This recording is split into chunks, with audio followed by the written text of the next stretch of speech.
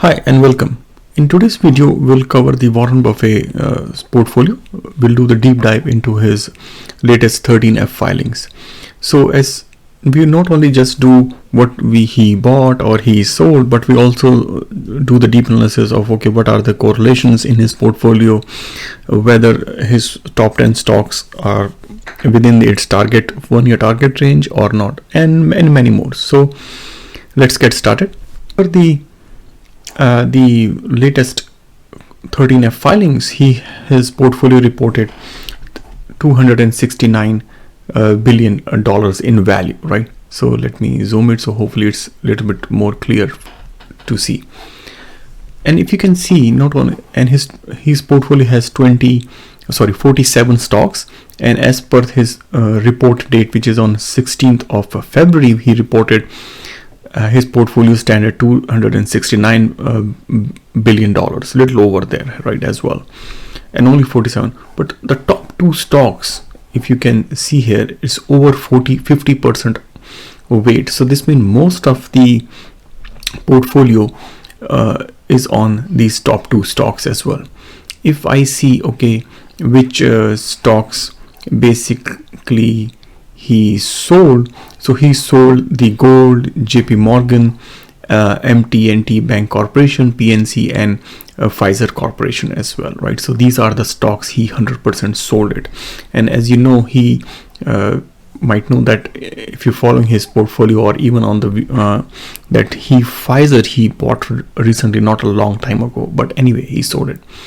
The major stock which he bought is highlighted in green, which the very first one is the Verizon Communication, VZ, the ticker VZ. The VZ he has invested 3.19% as if he weight by his market value of his investment. The another one is Chevron Corp, CVX, and then third one is Marsh, and the ticker is MMC. One thing to stand out here is he has made the very big bet on the VZ stock. As you can see, it stand here $8.619 billion, and that's not a small amount of money. So this means he's really big on the 5G stocks.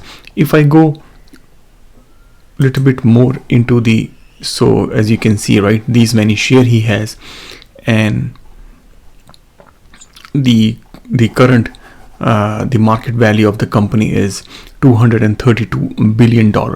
This is a dividend paying stocks in the channel as well. I did last year the deep analysis on this one and AT&T, and I think in that time I like this one as well,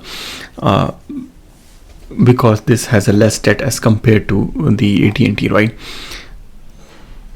The earning per share is the 4.2. The gross profit margin is $15 billion, as we can see here, right? And the return on assets and capital is 27 and all. So we are not doing any deep analysis on this one, but just want to quickly showcase the work here. Again, if you want to see which one the stock in his portfolio is the lower price stocks, so if you can do that, it shows by the descending order, right? So the lower price is Sirius, Teva Corp, and all. So feel free to check it out yourself, and yeah, and these are the lower weight, and which ones, maybe if you want to say which one is he has bought in terms of the shares. So if I do that, then the largest amount of shares only, not by the value but by the number of shares, we can see back. And again, we can do that by the weights and other as well. Okay, so that's on the very high level which one he bought and sold. So let's go into the little bit deeper, right? Because this says this is he bought, this is his sold, and what next, right? So if I come to this article, so here it's explained the saying that these are his top 10 holdings, which we can much clearly seen in that table, and these are the dollar amount, the market value on these stocks. Again, we have seen what is his bought and what is sold. Now the next thing is let's say what the portfolio stock return. So what I did is I picked the top 10 stocks. As you can see, the top 10 stocks are right as by the weight. If I do by the weight, yeah, sort by the weight in descending order. The first one is Apple, Bank of America, Coke, and so on until the Chevron Corporation, right? So 1, 2, 3, 4, 5, 6, 7, 8, 9, 10, right? So pretty much I just cut the top 10 because below is 1.28 and lower not even 1%. So that's what I have taken, the top 10 stocks.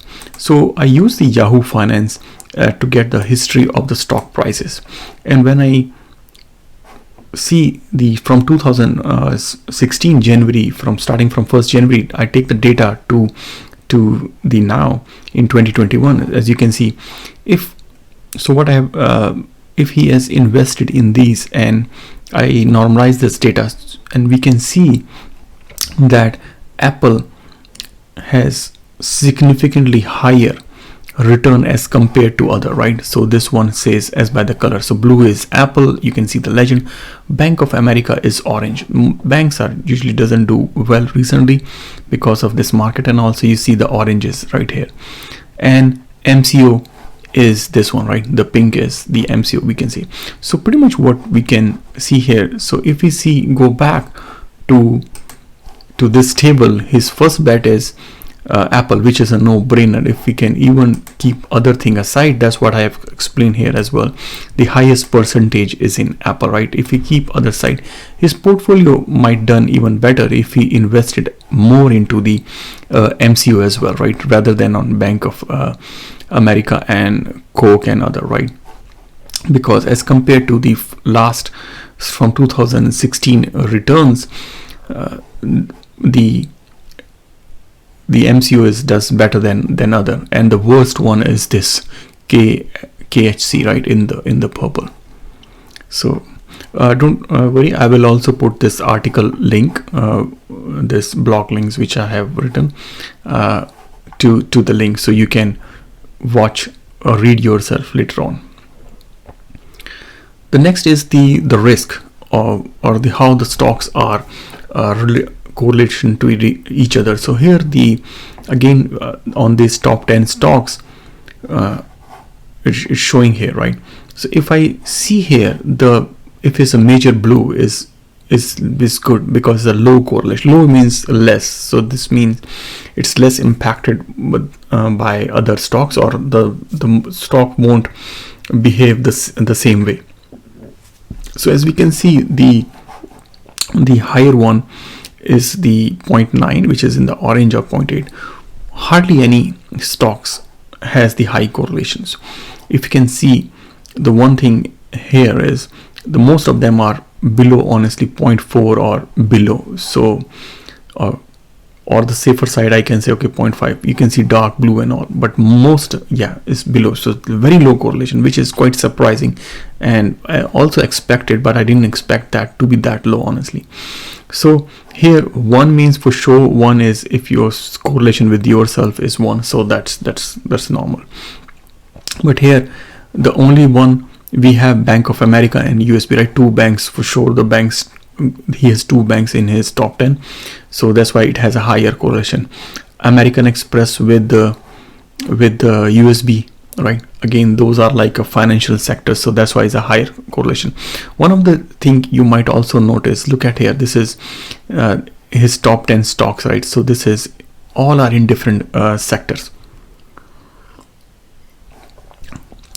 Apple is consumer services, right? This is bank, this is bottling company, this is financial services, this is again KHC is consumer, the eating products, right? This is 5G, this is ratings, banks, and this is another 2. All are different sectors. So this is quite good composition, especially this, what we, at least what I learned from here is try to diversify like this, right? So when you add anything to your portfolio, seems like if it's a different sector, so it has a good diversification. So more diversify, less portfolio risk. So that's what it's trying to showcase. So that's very good.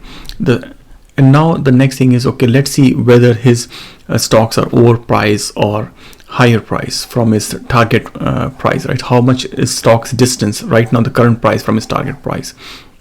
So here I haven't did any math here, just take the data. I'm just reflecting the fact, and also highlighted, okay, this is from the Yahoo Finance 1 year target price, right? So 1 year target price, and it shows, for example, for MCO is $319, right? Which shows in the black line right here. But the current target price when I did this is $289. So right now the share price is around that. So if it's more away from the stick, this means it has more room to grow. Most of them I see, okay, Apple and MCO for sure, DVA is a little bit further, but rest are going pretty closer to its target. So that's another way to look into the data. But let's see the PE as well, because how much the fundamental is saying whether the company is expensive or not. So one thing to stand out here is that the PE of Verizon, which is his latest 5G investments, is only 13, right? Look at here, it's the lowest among all. So it's no brainer that he has bet heavily on this one, right? On Verizon.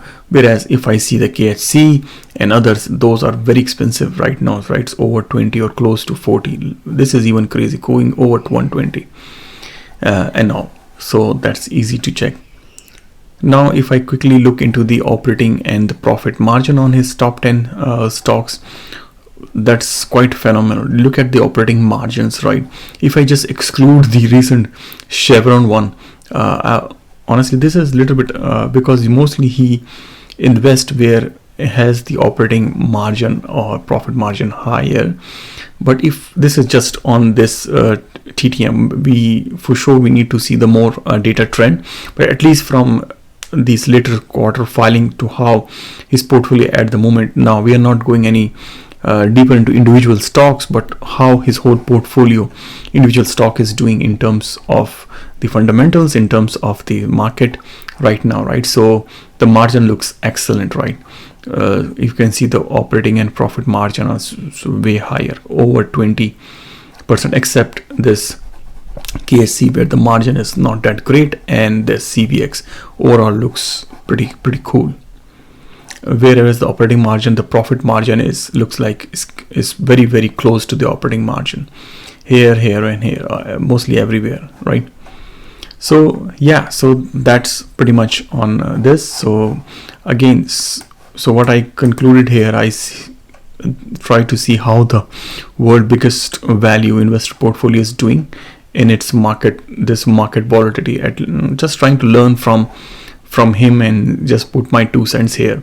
For sure his portfolio doesn't change much from last quarter to this quarter. He didn't rotate much. He invested for long term. The most of the securities he bought a long time ago, right? So he's sitting on the gold mine. And one thing for sure, at least when even to see on the top investment, his portfolio is focusing on not on maximizing return, but focus on minimizing the risk. So that's for sure we can see that. Hopefully you like it, and please give a thumbs up to this video and share more and more. And if you want me to do something similar to any other portfolio, let me know, and see you soon in next video. Bye for now.